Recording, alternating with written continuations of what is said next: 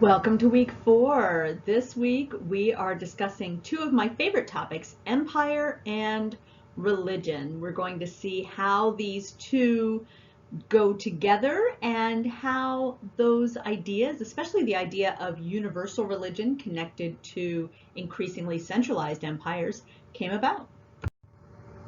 So, of course, as always, we have to define our terms. What do we mean when we use the word empire?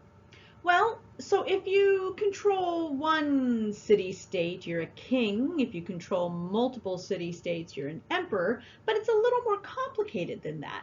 Each empire is unique, but they also have some characteristics that they tend to share. So the first, of course, is that they're highly expansionist, meaning that they just keep growing. They keep taking territory after territory after territory. Because of this, they tend to have large populations and large economies. Remember that in this period, human labor is the energy source. Even reliance on animal labor hasn't outpaced the use of human labor yet. All right, 3, they tend to export culture from their core or their metropole, which literally means mother polis, or their capital city, whatever you want to call it, out to the periphery. So for example, if we're talking about the Roman Empire, culture is exported from the city of Rome out to the rest of the empire. Number 4, they are tolerant of diversity, but they're not egalitarian. You can have your own language, your own religion, what have you, but this doesn't mean that everyone is equal. In fact, this leads us to number 5. Another characteristic of empire is that we see extreme class divisions. The rich are getting richer, the poor are getting poorer, the people in the middle are shrinking, and most of them are going down and not up. Finally, we have this concept of the emperor being connected to the divine in some way. So either the emperor is seen as a god themselves, or as part god, part human, or as we move along to the Abrahamic religions and other religions, we see that the emperor is considered an agent of a god on earth. Although it's not just the Abrahamic religions. We're going to see this when we get into Cyrus as well, but more on that later. And here we are. Okay, so we are looking at the Persian Empire. Now, the Persian Empire is going to have a lot of different incarnations, if you will. The first, though, will be the Achaemenid dynasty, and this is actually the creation of the Persian Empire. And this is established by Cyrus I, also known as Cyrus the Great. And you can see his dates here, roughly 580 to 529 BCE. Now, as all empires are, this one begins with conquest. So Cyrus conquers the area of Media, which is just really to the south of the Caspian Sea. So this is basically the northern part of modern-day Iran. He later goes on to capture Babylon, which is the capital of the Chaldean Empire, so he bumps off the Chaldean Empire. And he captures the city of Sardis, which was the capital of the kingdom of Lydia, which was located in Asia Minor, or modern-day Turkey. So we see that he pretty quickly goes from modern-day Iran all the way out to modern-day Turkey. And again, remember, this is, for an army that's marching, you can only go as fast as your foot soldiers. For each territory that he conquers, he turns that into a satrapy, which is basically just the old Persian word for province, and installs someone over that satrapy known as a satrap. This would be a provincial governor. Okay, so what makes Cyrus so great? Well, really, it's his ruling style, and we're going to talk about this in a little bit when we get to the Cyrus cylinder. Cyrus is known for allowing, for example, when he conquered Media, he allowed the generals in the conquered army, the Medes, He allowed some of them to remain generals in his own army. He allows not the top level people in local governments, but sort of one step down, to retain positions of power in conquered territories. And he's known for treating the conquered territories with respect. He's followed by his son, Cambyses II, who expands the empire by conquering Egypt. After Cambyses' death, there's about a year of civil war, and then Darius I takes over, and we see him ruling for a nice long time there as well, 521 to 486 BCE. He's going to move the capital from Susa to Persepolis, and he's going to build this enormous palace there. It's really going to be amazing, and he's going to use workmen and materials from all over the empire. He also establishes a military group called the Immortals. These are 10,000 elite fighting men. Their number is not allowed to fall below 10,000, so this is why they are given the name Immortals.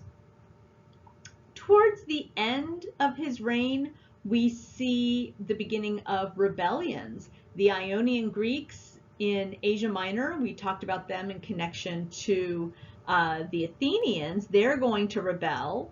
Eventually, Darius will be able to put this down. The Egyptians will also rebel against Persian rule. Again, Darius is able to put this down, but the fact that there are rebellions shows that not everyone is happy with Persian rule.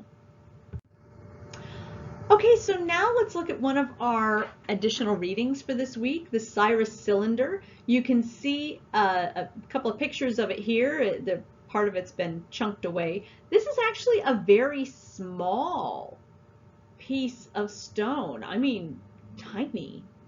And so you have all of this writing chiseled in, and it is a very lengthy piece. And basically, this is where Cyrus is talking about his conquest of the city of Babylon, which, remember, was the capital of the Chaldean or Neo-Babylonian Empire. And the thing you have to understand is that in warfare, for a very long time, if you laid siege to a city and they resisted, and you were victorious, you were able to gain access to that city, your soldiers got to basically do whatever they wanted for 3 days. Rape, murder, destruction. It's a very bad 3 days for the people inside that city. And after that, the leader of the invading army restores order. But with Cyrus, he does not give his soldiers those 3 days. Instead, he says, I entered Babylon as a friend. My soldiers walked peacefully through the streets. Nobody was, robbed of their possessions or their life or their livelihood. And he talks about how he got rid of some of the unpopular policies of the last Babylonian emperor, that would be Nabonidus. And he also talks about how his invasion of Babylon was inspired and in fact thrust upon him by the god Marduk. And this is really interesting because Marduk, if you remember from the Enuma Elish, Marduk is a Babylonian god. He is not a Persian god. So the fact that Cyrus is saying Marduk chose me to conquer Babylon, to restore the worship of Marduk to Babylon, shows us a couple of things. One, he's got some intelligence, he's got some spies in Babylon who know that Nabonidus has been accused of turning his back on the worship of Marduk in favor of a different god. We see that Cyrus is really using quite brilliant propaganda here to endear himself to the Babylonians. And it works. I mean, while Cyrus is alive, we don't really see rebellions. And in fact, the people that the Chaldeans had conquered, they would take their upper classes and send them back to Babylon to live in captivity.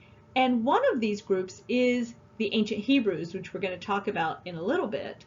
But Cyrus sends all these people home. Now, they don't get political independence, but they're able to go back home. And so Cyrus, I mean, the best evidence that we have that his policies work is that in the Jewish biblical text, Cyrus is the only non-Jewish person who is referred to as the anointed one of God. So we see that Cyrus's policies actually made him quite popular. All right, so now let's move on to the other big boy when it comes to empires. This, of course, is Rome. Now, Rome wasn't always an empire. It starts out as, well, it starts out as a lot of things. So let's just talk about the story. Now, here we have story versus history. So it's interesting because we don't have primary sources per se on the establishment of Rome. What we do have is a 1st century Roman historian by the name of Livy and a few others who write about the sort of legendary aspect. Who do the Romans think they come from? Well, the Romans think they come from Troy, from the Trojan general Aeneas, who was one of only 2 people who voted to send Helen back to her husband. And so when the Greeks took Troy, Aeneas and this other guy were the only 2 Trojan noblemen allowed to leave with their lives. Everybody else was slaughtered. It was really horrible. But Aeneas and his men sort of scuttle along the Mediterranean and end up in central Italy, where they blend with the natives. And we see several generations later the birth of twin boys, Romulus and Remus. Their uncle had usurped the throne from another uncle. Their mother was sister to these 2 men, so the usurper uncle made her a priestess in a temple, one of the Vestal Virgins, obviously doing so that she would never produce an heir that might challenge his right to the throne. Livy tells us that the young woman claims to have been seduced by the god Mars. Regardless, she ends up pregnant and giving birth to Romulus and Remus, after which she is put to death. Romulus and Remus, the usurper uncle, then tells his men to put them in a basket and drown them in the Tiber River. But he doesn't. He gets lazy, leaves them on the banks, and, you know, thinking that something bad will happen to them. They're newborns after all. But of course, they survive and they grow up and eventually establish their own settlement. Now, here's the thing. They're twins. Nobody is left alive who remembers which one was born first. So they kind of duke it out as to who is going to rule over this new settlement that they're founding. Romulus kills his twin brother Remus. And so this is why it's known as Rome and not, I don't know, Remusville. Rome starts out as a really tiny, crappy village on the banks of the Tiber. I mean, it's just a little village. It's not going to become a city until several centuries later, when we see it being conquered by the Etruscans, who are a people based out of the north of Italy. So they move south into central Italy. They take lots of other territories, including Rome. Again, at this point, crappy little village on the Tiber. And it's under Etruscan rule that we see Rome really growing into an actual urban area. The Etruscan rulers begin to get a bit cruel, and so the Roman noblemen rise up in rebellion and throw off Etruscan rule. So they establish at this point not their own monarchy, which they'd had under the Etruscans, but a republic, a much more participatory type of government. And we're going to see that the Romans actually equate monarchy with foreign domination. And this is going to be important to remember later. Okay, so in the republic, the form of government that they have, you have the consul, who actually we end up with 2 consuls. They rule for 1 year each, and that's it. We also have the Senate. These are all the aristocratic families, and they are in the Senate for life. So we see that even in the Republic, while you can participate in the government, there's a very strict dividing line between the patricians at the top and the plebeians at the bottom. So now it's important to understand that the Romans have this viewpoint that they are surrounded not by neighbors, but by enemies, and that the best defense is a good offense. In other words, conquer them before they can conquer you. So once they gain their independence and decide their style of government and what have you, they really start very quickly to expand. And the first place, of course, they move is north, where they get rid of the Etruscans. And then they move south, where the Greeks had established colonies. And we see it takes kind of a long time, and it's pretty rough, but they do end up taking all of Italy and the eastern third of Sicily. Unfortunately, Carthage owns the western 2/3 of Sicily. Carthage is a city in North Africa that is the center of a really huge maritime empire, a trading empire. And of course, Rome just can't handle this, so they go on the attack. And Carthage is devastated over a series of 3 wars known as the Punic Wars, so called because the word for Carthaginian in Latin is punicus. Carthage loses all 3 wars, and at the end of the third the Punic War, the Romans completely level Carthage. They tear down the city walls, they burn the city to the ground, they completely kill all of the inhabitants that they can get their hands on, and then they plow salt into the soil, which means nothing will grow there for a very long time. And this is a very powerful message for anybody who thinks about going up against Rome. Okay, so the problem with all of these wars, especially the Punic Wars, is that the backbone of the Roman army is as it was in Athens, the small individual farmer. So what happens here is that because of all these wars, these farmers are falling on hard times. They have to spend years away from the farm because they're fighting in these wars.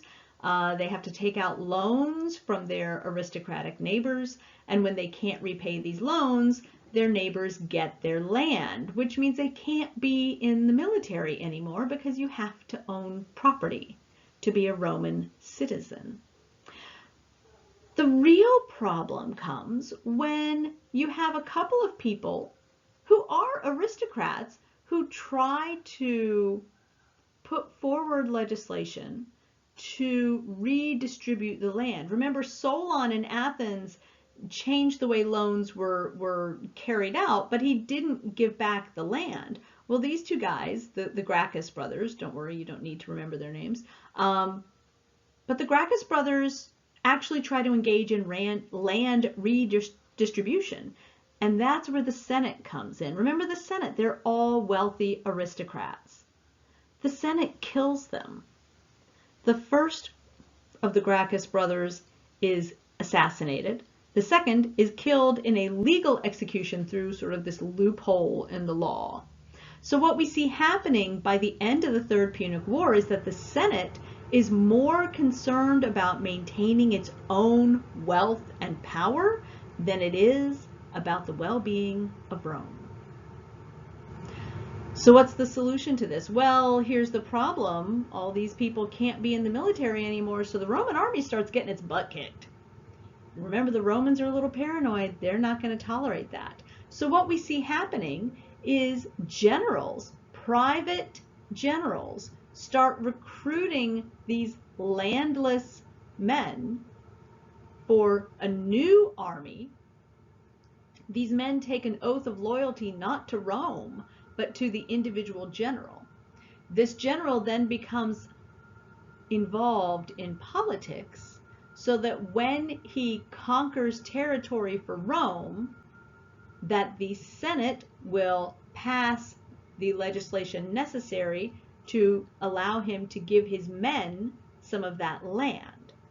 So there is this inner working of the military and politics and conquest. And so really what happens is that you see very powerful generals forming their own private armies. And what does this do? This leads to civil war, where they start taking these armies and marching on Rome. We get a slight reprieve with the first triumvirate, Julius Caesar, Pompey, and Crassus. Three of the most powerful men in Rome get together and decide that they are going to, they're going to put an end to all this instability. And between the three of them, they run the show. It's still technically a republic, but they're the ones in charge. The problem is Crassus gets himself killed in battle, which leaves only Julius Caesar and Pompey, and of course, Rome ain't big enough for the two of them. So they go at it. Pompey is killed in this civil war. Julius Caesar becomes the sole ruler of Rome, and the Senate gives him the title dictator for life. Now, Rome had this institution of dictator, but it was really only supposed to be for like 6 months or for as long as whatever emergency necessitated having a dictator lasted. So if you're dictator for life, you're pretty much a king. And remember, the Romans hate monarchy. So Julius Caesar gets assassinated by members of the Roman Senate, and this leads to even more civil war. This brings us to the Roman Empire. Now, after the civil war that followed Julius Caesar's assassination, his nephew and adopted son, a man by the name of Octavian, is going to take over. And we see that Octavian is going to be given the title Augustus. And instead of taking the title of emperor or even dictator, he takes the title princeps, or first citizen. Basically, it means, I'm just like you, only better. And the form of government he establishes is the Principate. Really, it looks like he's cooperating with the Senate. It looks like he's supporting all of these institutions of the Republic, but really he's putting his own cronies in all positions of power, so it doesn't really matter who you vote for. It's all going to be people who are loyal to Augustus. So we see voter turnout plummeting, and, things just go downhill from there. He gets the Senate to vote Julius Caesar a god, and then he himself is voted a god, and this is the beginning of the imperial cult, where the emperors become seen as gods. They become part of the Roman religion, and it becomes part of your loyalty test as a subject to worship the state gods, including the emperors. This is going to lead one group, the Christians, into a little bit of trouble. Augustus establishes the Praetorian Guard, and we see that the Praetorian Guard are the ones who do the emperor's dirty little deeds. They're not just his elite bodyguard, they carry out political assassinations as well. So when Augustus dies in 14 CE, he is followed by men known as belonging to the Julio-Claudian dynasty. This period of Roman history is known for its decreasing role of the Senate and any of the representative assemblies. And we see an increasing amount of mental instability in the rulers. It's the Julio-Claudians that are going to give us Caligula and Nero, men who were well known for their acts of mental instability, including the murder of family members, arbitrary executions, secret trials.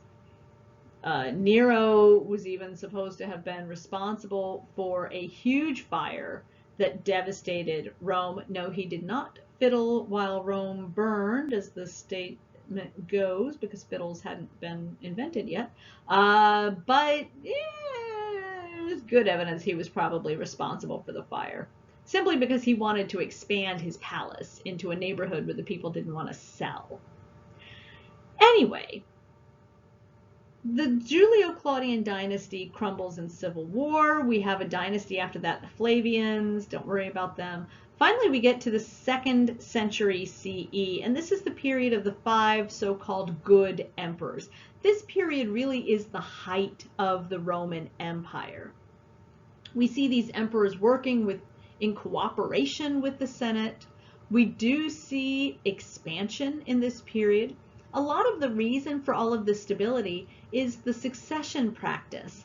The emperors did not have sons that they passed their rule on to. Instead, they chose a grown man who was already quite capable, and they adopted that man and then made him their heir. So that means that Rome had a succession of very capable emperors in this period. The last of which is Marcus Aurelius. He's famous as a Stoic philosopher. The problem is Marcus Aurelius does have a son. Compounded on that problem, that son is Commodus, who was just as bonkers as any of the other old Julio-Claudian emperors. And so when Marcus Aurelius dies, Commodus becomes emperor, and Rome starts another downhill slide. It's going to get pretty bad. The Praetorian Guard will start making and unmaking emperors at will, including at one point a 14-year-old boy from Syria who gives himself the name Helioglobulus, claims that he's the sun god, and refuses to go to the bathroom in anything but golden vessels. That's where Rome has gone. Okay, so let's look at our next primary source, your additional readings. This is the Deeds of the Divine Augustus. So basically, this is a set of actions that Augustus is claiming to have taken. And we see in this and in the Cyrus Cylinder a lot of these characteristics of empire. We see expansionism, we see exporting the culture from the center or the metropole out to the periphery. We see deification of the emperor. So we see a lot of these characteristics of empire. And really in this document, Augustus is seriously patting himself on the back. Oh, I did this and I did that and I spent my own money. I mean, he doesn't really talk about where he got that money. Spent my own money to do this and all that. And I'll admit, I don't really care for Augustus, but during his reign, Rome is going to expand farther than ever. And we see that his actions allow Rome to continue to exist in one form or another until 1453. Now, whether that's a good thing or not, I think depends on whether you're Roman or whether you're one of those people getting expanded onto. All right, we're gonna scooch on over to our first presentation on religion.